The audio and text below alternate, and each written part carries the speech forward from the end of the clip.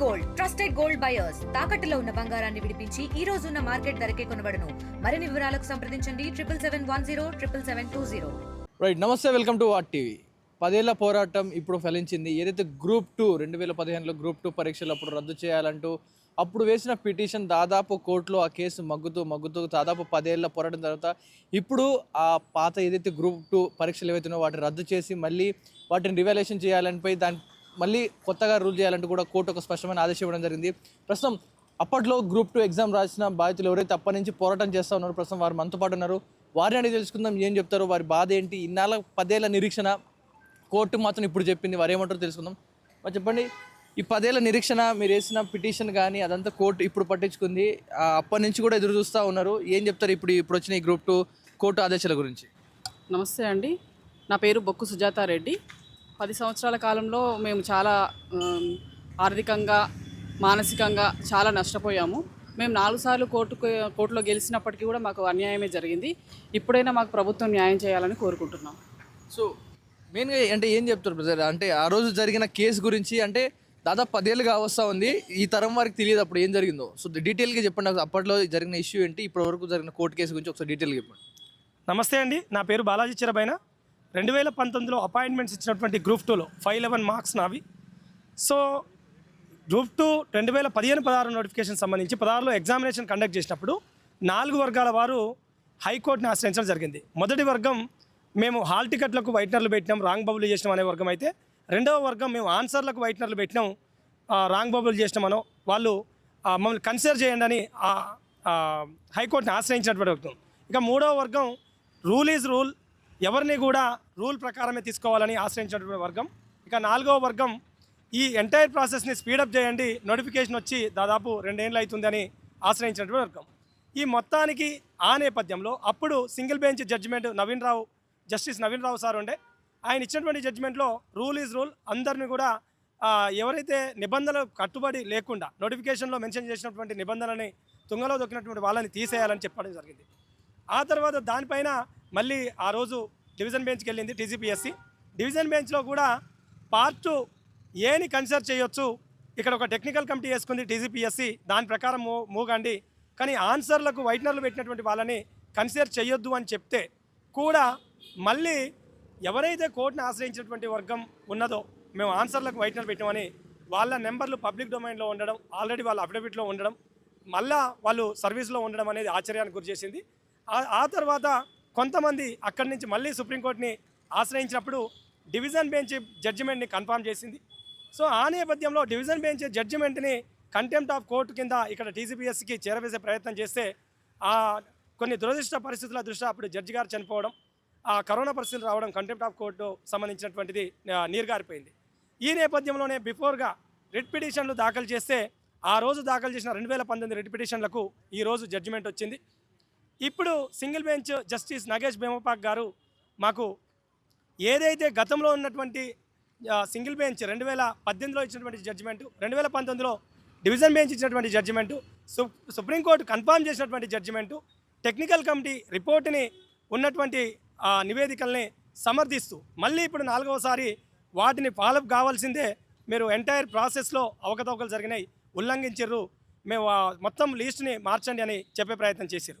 So ఈ నేపథ్యంలో మేమేమంటాం అంటే, ప్రభుత్వం మళ్ళీ కూడా 6 సంవత్సరాలు అయిపోయింది, మేము ఆ ఉద్యోగులను తీసేసే పరిస్థితులు లేవు, వాళ్ళ తరఫున మేము మళ్ళీ డివిజన్ బెంచ్లో కొట్లాడతామనే ఆలోచనలు చేస్తుంది అనేది సమాచారం. సో మేము ఒకటే రిక్వెస్ట్ చేస్తున్నాం, ఆ 2019 పరిస్థితుల నేపథ్యంలో అప్పటికి ఎవరు కూడా జాబులు ఎక్కలేదు. ఆ రోజు మేము రావాల్సినటువంటి మా ఉద్యోగాల్లో వాళ్ళు ఆల్రెడీ వెళ్ళిపోయారు. కాబట్టి భారత న్యాయ వ్యవస్థ ఏదైతే చెప్తుందో దోషులు తప్పించుకున్న నిర్దోషులకు శిక్ష పడొద్దు అనే కారణం ఏదైతే ఉందో దానిని మీకు ప్రభుత్వానికి ఆ ఆలోచనలో ఉండండి. మేమేమి ఎలాంటి తప్పిదం చేయకుండా రోడ్లపై ఉన్నటువంటి మమ్మల్ని ఆదుకునే ప్రయత్నం చేయండి. మాకు ప్రభుత్వాలకు వ్యతిరేకంగా పోయి పోరాటం చేయాలన్న ఆలోచన లేదు, ప్రభుత్వంతో కలిసి పనిచేయాలన్న ఆలోచన ఉంది. మీరు నిజంగా అప్పీల్కి వెళ్తే కూడా ఈ ఆర్టీవీ ద్వారా మిమ్మల్ని రిక్వెస్ట్ చేస్తున్నాం, మీరు మీ మా పిటిషనర్స్కు పిటిషనర్స్ వరకు న్యాయం చేస్తామని అప్పీల్లో పొందుపరచండి. కానీ మమ్మల్ని ఇంకా కూడా మీతో కొట్లాడే విధంగా చేయకండి. మీరు 2014 తర్వాత వాస్తవానికి మేము ఈ రాష్ట్రంలో తెలంగాణ రాష్ట్రంలో నష్టపోయినటువంటి మొట్టమొదటి నిరుద్యోగులం మేము. మీరు అధికారంలోకి వచ్చినాక నిరుద్యోగులకు న్యాయం చేస్తామని చెప్పారు కాబట్టి మీరు మాకు న్యాయం చేస్తారన్న ఆశ మాలో ఉన్నది. డెఫినెట్లీ మీరు మమ్మల్ని ప్రభుత్వంలో తీసుకొని మీతో పాటు కలిసి పనిచేసే విధంగా తీసుకుంటారనేది ఆలోచిస్తున్నాం.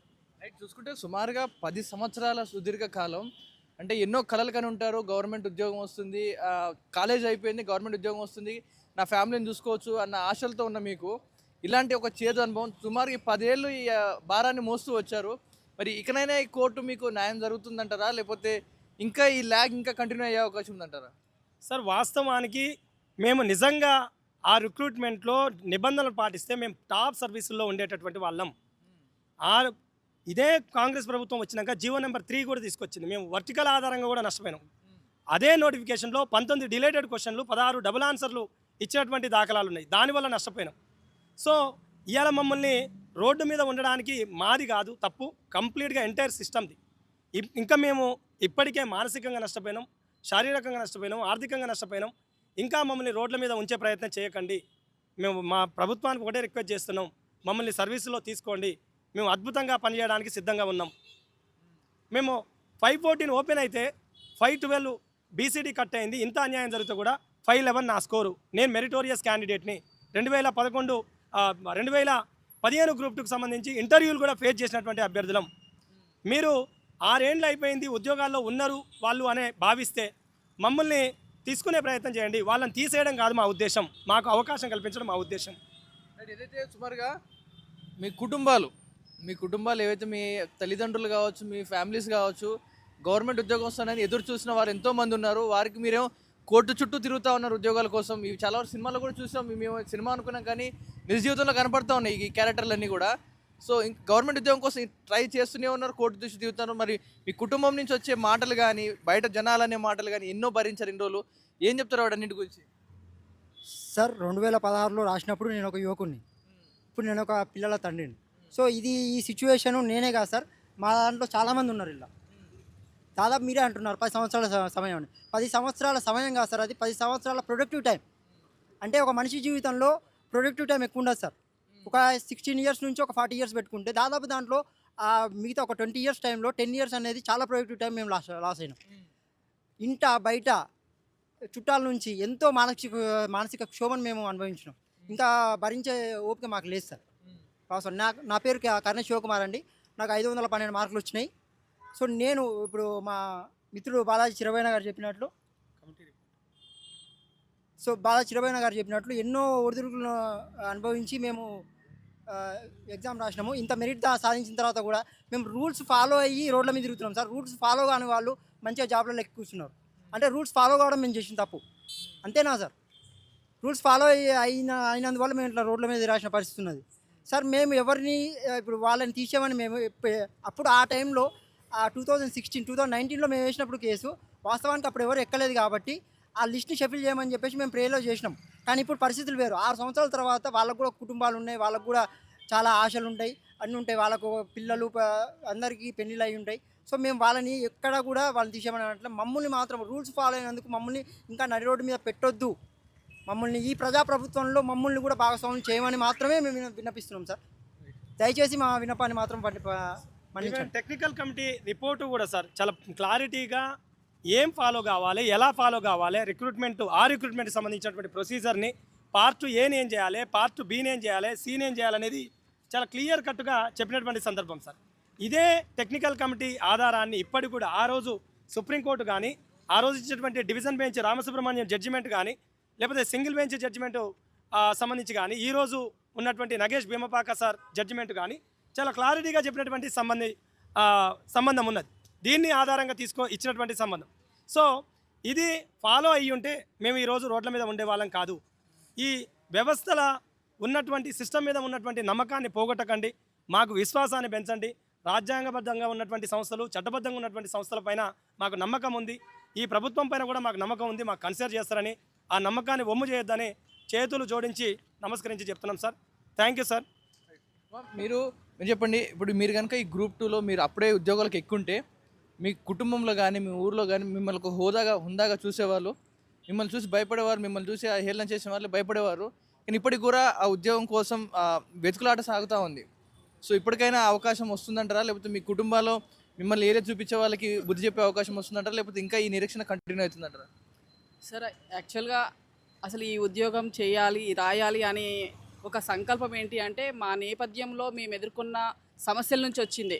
మాకు ఈ ఉద్యోగం ఉంటే సమాజంలో ఒక గౌరవమైన హోదా ఉంటుంది, మా పిల్లలకు ఒక మంచి భవిష్యత్తు ఉంటుంది అన్న ఆలోచనతో మేము ఈ ఎగ్జామ్ రాసాము.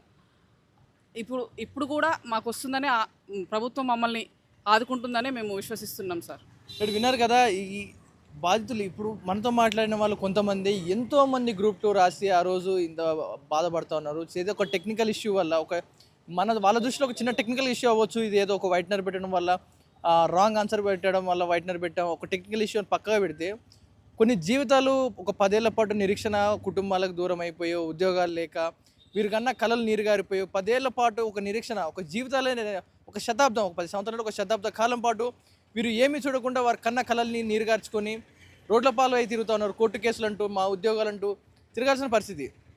మీ దృష్టిలో ఒక చిన్నగా ఒక టెక్నికల్ ఇష్యూ అయితే ఒక 10 సంవత్సరాల పాటు కొంతమంది జీవితాలు వారి భవిష్యత్తు మీద దెబ్బపడింది.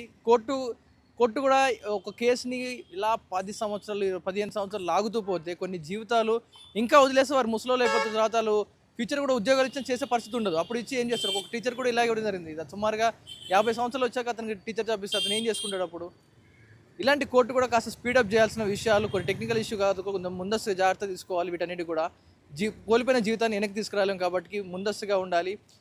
చూస్తున్న వ్యూవర్స్ మీ అభిప్రాయం ఏంటి? వీరి పోరాటం ఇప్పుడు సాధించారు. సో ఇప్పుడు వీరి కన్న కళలు ఇప్పుడు నెరవేరే అవకాశం త్వరలోనే ఉండబోతా ఉంది. మీ అభిప్రాయాన్ని కామెంట్ రూపంలో తెలియజేయండి. కెమెరా పర్సన్ విజయ్తో Pawan Vayidev, RTV Hyderabad. Local to global news at your finger tips. మీ చేతిలో ఒక ఆయుధం. Download R TV app. Media legend Ravi Prakash is back.